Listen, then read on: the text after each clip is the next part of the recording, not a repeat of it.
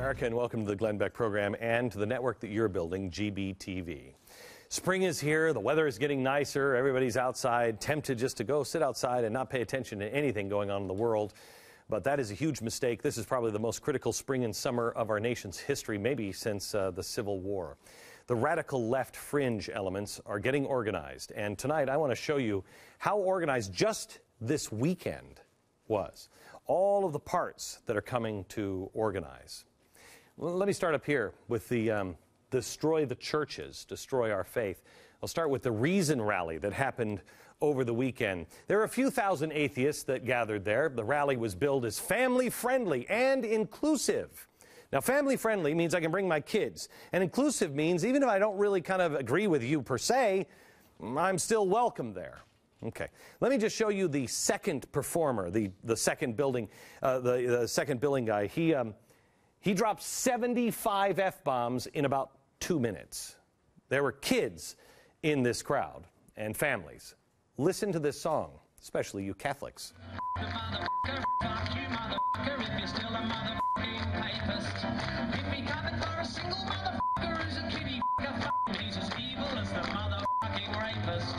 And if you look into your motherfucking heart and tell me true, if this motherfucking stupid fucking song offended you, with its filthy language and its disrespect, if it made you feel angry, go ahead and write a letter. But if you find this song more offensive than the possibility the Pope protected priests when they were getting fiddly, then listen to me, motherfucker, this here is a fact. You are just as morally misguided as that motherfucking power-hungry, self-aggrandized bigot in the stupid hat. I don't know whose family is used to that. Maybe Dennis Leary's, but not mine. Most families would not find that family-friendly for their kids. And what about the word inclusive?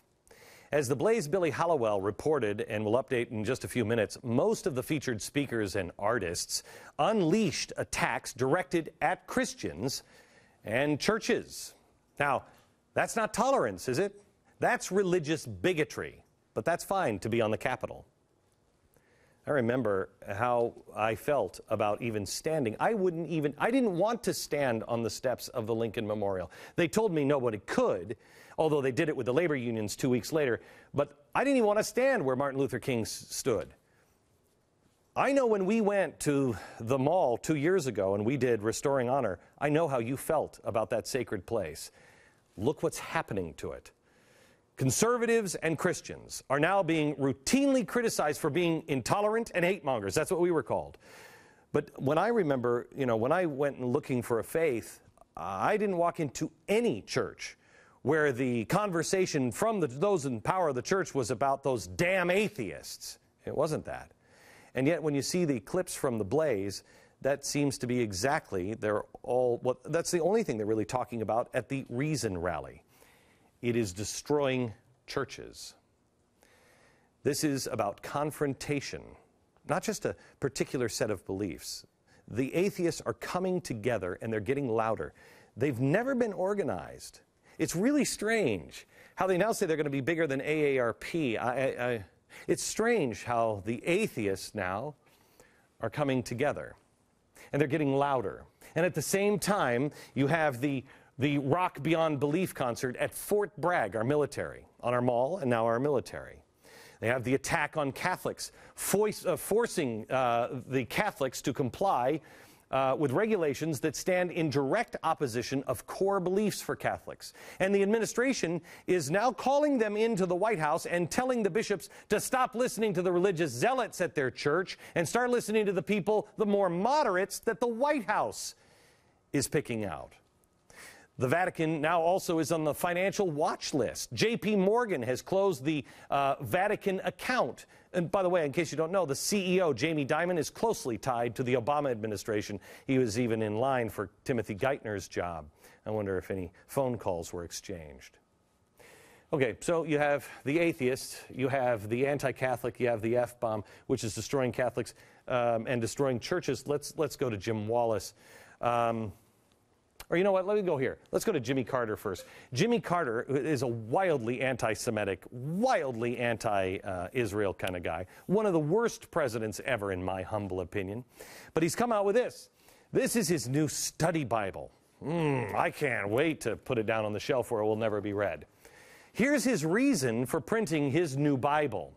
Quote, when we go to the Bible, we should keep in mind that the basic principles of the Bible are taught by God, but written down by human beings deprived of modern-day knowledge. So there is some fallibility in the writings of the Bible. Really? This is the kind of logic one would expect from Jimmy Carter, the guy who let our helicopters burn in the desert. God had no way of seeing the future, and no way impressing that on people. Therefore, the people of today know so much more than God did back then when he wrote the Bible. So don't really listen to all of the words, because God's word is infallible.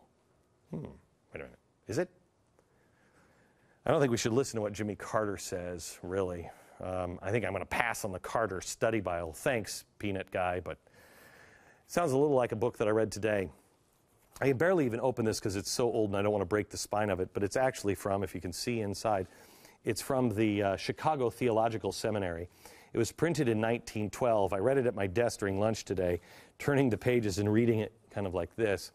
It basically says the same thing, that religion has become more modern, understand the machine, and even those who fight against religion, even those who may appear to destroy churches, if they understand social justice, Jim Wallace, Jimmy Carter, they're much more likely to meet Jesus in the end than priests that don't practice social justice at all, but read the Bible.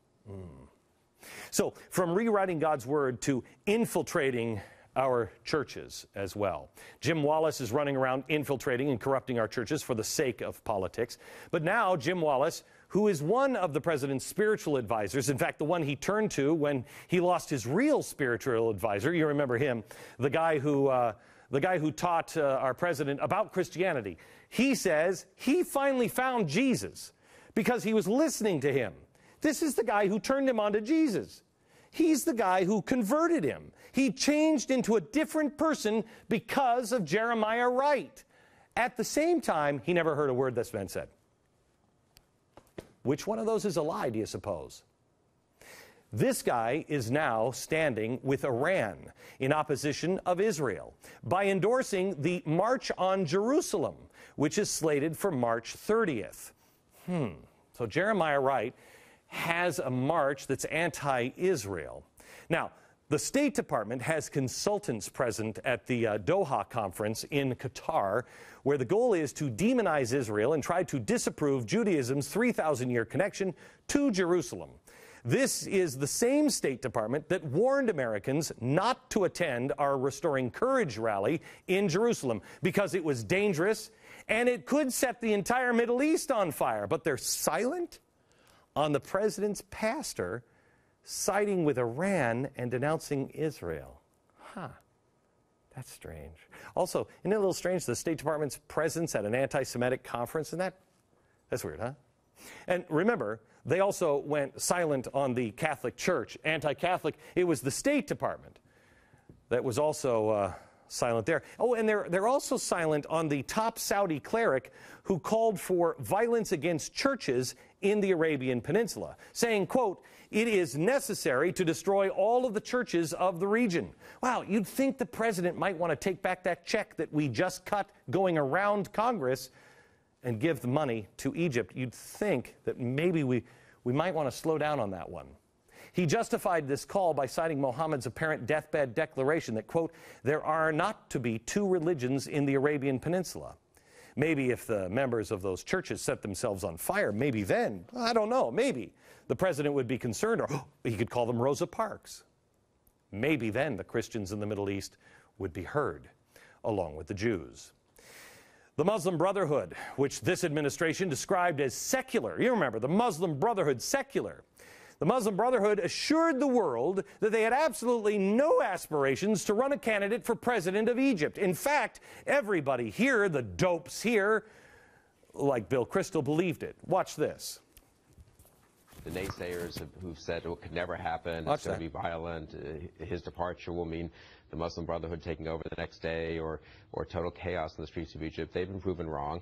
And the notion that the Egyptian people have managed to pull off this democratic, peaceful removal of a dictator and now have a seemingly pretty stable situation in the streets of Cairo and the other big cities, with a guarantee or at least a promise of a transition to free and fair elections. Got it? So don't worry about it. They have no intention.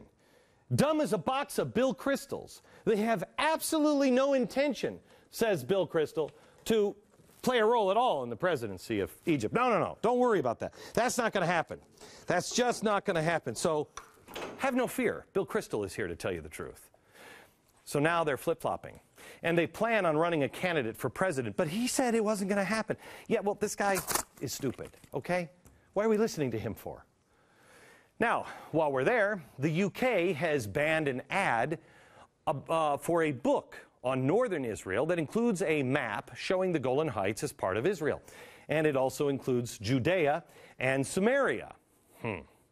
They received about 350 complaints, including supporters of Palestinians, and so the UK caved. Meanwhile, in the UK, Ken Livingstone, running for the mayor of London, has come out this weekend and said, quote, "I will make London a beacon of Islam." Well, that sounds good, doesn't it? Whew, makes me want to go over there. Can I tell you something, America? World's being divided, and I think we're being given to the Islamic world. We're a token.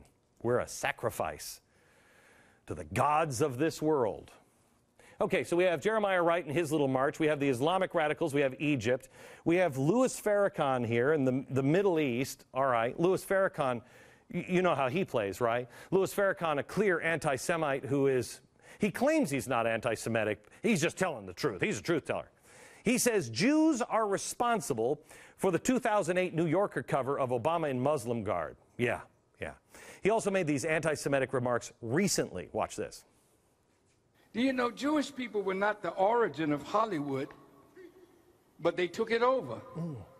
In 100 years, they control movies, television, recording, publishing, commerce, radio. They own it all. The Jews do.